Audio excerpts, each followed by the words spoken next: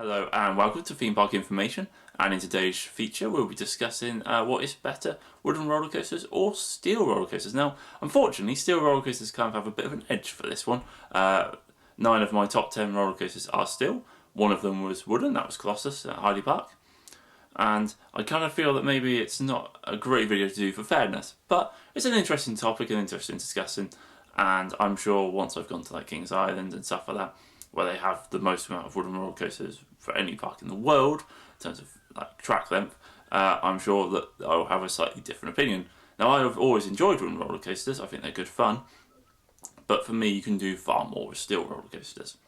And the fact that so many great roller coasters in my top 10 are steel, which suggests that that kind of, fits in pretty nicely with that theory. It's a bit of a shame because you do look in the UK for wooden roller coasters, and at the two major parks of Alton Towers and Thorpe Park there isn't a roller coaster built at the moment. Obviously Alton Towers are building one for 2018 and I'm sure that will be a great success and a really good ride. But would it be better than Nemesis or Smiler or the Swarm? I'm not so sure. And you also look at what other theme parks in the UK have one. I mean, Megaphobia at Oakwood is a really decent wooden roller coaster.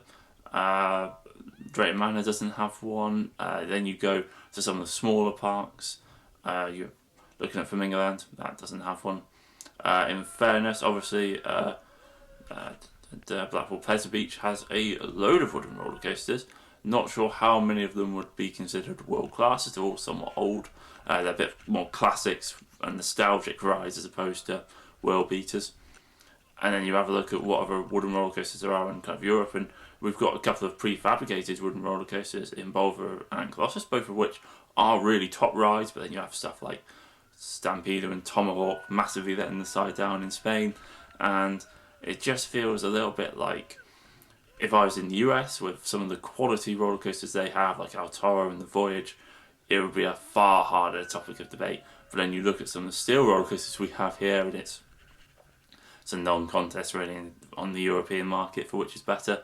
Like rides like Shambhala, we have Nemesis, we have the Swarm, Smiler. They're all really top rides which really push the envelope of what you can do.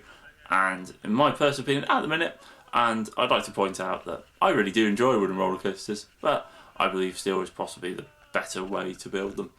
It's more modern, I think it's smoother, I think you can do more with it, you can build them higher, you can build the drop steeper, it's easier to do inversions, it is, I was going to say it's somewhat maybe easier to do airtime with them, but there are a lot of very good airtime moments on wooden roller coasters, so we'll leave that one, I think.